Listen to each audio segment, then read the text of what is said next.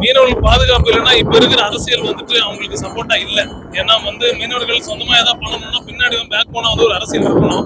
அந்த அரசியல் சப்போர்ட் இல்லாததுனால அவங்க எதையுமே செய்ய முடியல. அவங்களால யாருக்கிட்ட போய் சொல்றதுன்னு தெரியல. சொல்லி சொல்லி பார்த்துட்டு அவங்களும் வந்து போயிட்டாங்க. அதனால இவர் வந்தாருன்னா கண்டிப்பா செய்வாருன்னு நம்பிக்கை. மீனவர்கள் தாங்க முக்கியம். முதுகெலும்பே மீனவர்கள் தாங்க. அவங்களுக்கு விவசாயிகளுக்கு எப்படி சப்போர்ட் இல்லையோ மீனவர்களுக்கும் அதே மாதிரி இல்ல. அவங்க மீனவர்களுக்கு சப்போர்ட்டான ஆளு வரணும்னு சொல்லிட்டு அவங்களும் எவ்வளவு போராடிப்பாங்க. யாரும் சப்போர்ட் பண்ற மாதிரி தெரியல. மீனவர்களுக்காக நிறைய பேர் போராட்டம் பேசலாம்னு சொல்லிட்டு பேசிட்டு இருக்கிறவங்க எல்லாம் போயிட்டாங்க. நம்ம தலைவர் இப்ப நம்மளுக்காக பேச போறாரு. நாங்க எங்களால முடிஞ்ச வரைக்கும் நாங்க எங்க தலைவருக்காக சப்போர்ட் பண்ணலாம்னு இருக்கிறோம். இவர மாதிரி ஒரு யங் அரசியல்வாதி வரணும் இவ்வளவு நாளா வெயிட் பண்ணிட்டு இருந்தோம். வந்தாருன்னா கண்டிப்பா எங்க சப்போர்ட் அவருக்கு இருக்கு. அவருக்கு வாய்ப்பு கொடுத்தாதான் தெரியும், வந்தாதானே தெரியும் என்ன பண்ணுவாரு ஏது பண்ணுவாருன்னு சொல்லிட்டு. அவர் வர வைங்க முதல்ல. வந்ததுக்கு அப்புறம் அவர் எதனால வந்தாருன்னு சொல்லிட்டு உங்களுக்கு தெரியும்.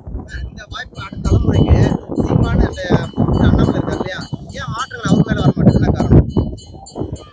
சீமான் மேலயும் அவங்க வந்திருக்காங்க. ஆனா இது வரைக்கும் எதுவும் செய்யலையே. சொல்லிட்டே இருக்கிறாங்க, செய்யறேன்னு சொல்றாங்க. மக்களுக்கு ஏதாவது செஞ்சாதானே நம்பிக்கை வரும். கரெக்ட், கொடுத்தாதான் தெரியும்னா அவங்க அதுக்காக ஏதாவது ட்ரை பண்ணி செய்யணும் முதல்ல.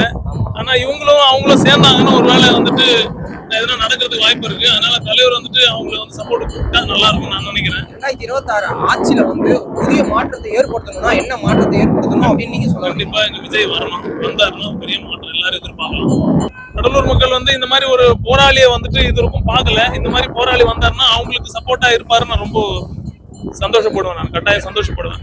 அதனால இந்த விஷயத்த சில பேர் கேட்கறேன்னு சொல்றாங்க. கேட்டுட்டு அவங்க வேலையை முடிச்சுட்டு போயிடுறாங்க.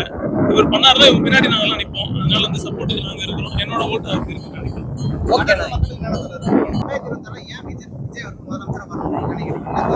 மாற்றம் வேணுங்க கண்டிப்பா. அது இவர் கையில் தான், இவரால தான் முடியும் நாங்க நினைக்கிறோம். கண்டிப்பா இவரால் தான் முடியும் நினைக்கிறோம்.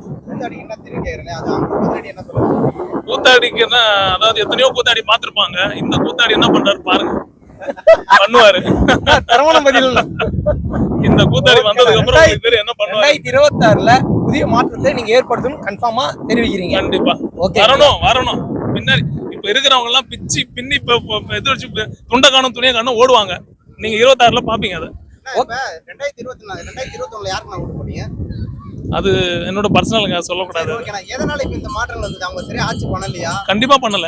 தமிழ்நாட்டுல ஆட்சி சரியில்லைன்னு நான் சொல்லுவேன். என்ன எதிர்பார்த்தீங்க அவங்க பண்ணலன்றது? அதாவது மக்களுக்கு எதையுமே ஈஸியா கிடைக்கலங்க. எல்லாமே கஷ்டப்பட வேண்டியதா இருக்கு. ஒரு கவர்மெண்ட் ஆஃபீஸ் போனா எதுவும் கிடைக்க மாட்டேங்குது.